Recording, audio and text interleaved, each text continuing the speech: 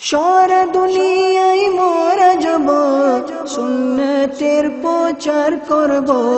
সারা দুনিয়ায় মোরা যাব, সুন্নতের প্রচার করব। চীন হোক বা বাংলাদেশ, হোক না সেটা হিন্দুস্তান। চীন হোক বা বাংলাদেশ, হোক না সেটা হিন্দুস্তান। মুর্শিদের ফরমানে মোরা দিতে রাজি জান কুরবান। মুর্শিদের ফরমানে মোরা দিতে রাজি জান কুরবান। যৌবনে যেহেতু আত্মরক্ষার শক্তি, ডিফেন্সিভ শক্তি যাকে বলে, বেশি হয়ে থাকে, বান্দা অসুস্থ কম হয় যুবক বয়সে। কিন্তু হেকমতে আমলি হচ্ছে যৌবন থেকেই বিরত থাকো, যাতে বৃদ্ধ বয়স তোমার শান্তিতে অতিবাহিত হয়। এই মাদানী ফুল যদি আপনি আপনার অন্তরের মাদানী ফুলদানিতে সাজিয়ে নেন না, এটা আপনাকে অনেক কাজ দেবে। এখন অনুভব হচ্ছে না, কিন্তু যৌবনেই এসব শিরায়, রক্তের ভিতর এই জিনিস একটু একটু একটু করে জমা হওয়া শুরু হয়ে যায়। তারপর যখন মানুষ বৃদ্ধ হয়, দুর্বল হয়ে পড়ে, যদিও দেখতে সুস্থ মনে হয়, কিন্তু অ্যাকচুয়ালি সে দুর্বল হয়ে পড়ে। তার ভিতরের যে কোষগুলো রয়েছে তা দুর্বল হয়ে পড়ে। এর শিরা, ভেন্স, এই ভেন্সের দেয়ালগুলো শক্ত হয়ে যায়। এছাড়াও শক্ত হওয়ার সাথে সাথে শুকিয়ে যায়। শুকিয়ে যাওয়ার ফলে এর যে রাস্তা, ওয়ে, এগুলো দুর্বল হয়ে যায়, উইক হয়ে যায়। তো এটা তাড়াতাড়ি ব্লক হয়ে আসে এবং চামড়াও শুকিয়ে যায়।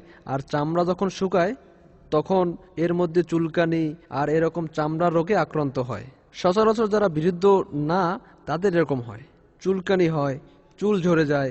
এক বৃদ্ধতা শত সমস্যা, এটা একটা প্রবাদ বাক্য। অর্থাৎ বৃদ্ধ বয়সে শত রকমের রোগ শুরু হয়ে যায়। এজন্য বৃদ্ধ বয়সে যদি আপনি শান্তিতে অতিবাহিত করতে চান, সুস্থতার সাথে এবং এই নিয়তের সাথে, যাতে আমি বৃদ্ধ বয়সেও শান্তিতে ইবাদত করতে পারি, তো আপনাকে যুবক বয়স থেকেই বিরত থাকতে হবে। তো নিজের ওজনকে মেহেরবানি করে কন্ট্রোলে রাখুন। তো ইনশাআল্লাহ এভাবে আপনার দুনিয়াতেও উপকার হবে এবং আখিরাতেও উপকার জমা করা সহজ হবে। ওজন কন্ট্রোল করার জন্য খাবার কম খেলে পরে আবার অনেক খিদা লাগে, তখন কি করবে?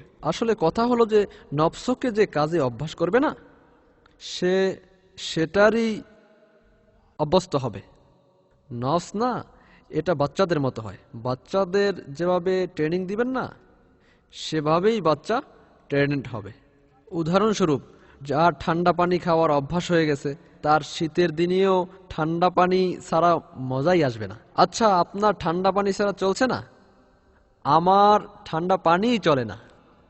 এই জন্য আমার অভ্যাসকে মেরে মেরে নিজেই দূর করেছি, না হলে আমিও ঠান্ডা পানি অনেক খেতাম। এক দুইটা ঘটনা এমন পড়েছি যে আমার মনোপুত হয়ে গিয়েছিল।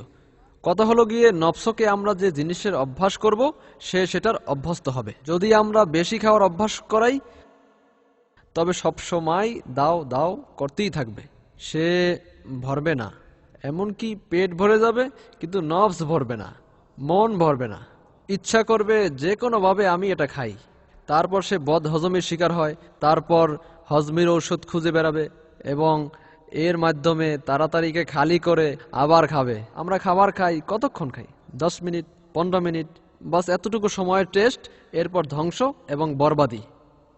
যদি সে ওভার লিমিট খায়, তো এতে কোলেস্টেরল, ট্রেগলিস্ট, লাইট যাচ্ছে, সুগার হচ্ছে, ইউরিক অ্যাসিড হচ্ছে, জানি না কি কি কি ভিতরে যাচ্ছে, যা ভিতরে গিয়ে সমস্যা তৈরি করতে থাকে।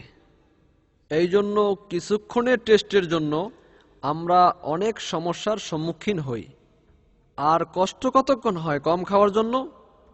যতক্ষণ সামনে দস্তরখানায় থাকে। যদি এটা দস্তরখানা থেকে উঠিয়ে নেওয়া হয়, তো তেমন অনুভব হয় না। এটাও ততক্ষণ পর্যন্ত যতক্ষণ কম খাওয়ার অভ্যাস না হয়।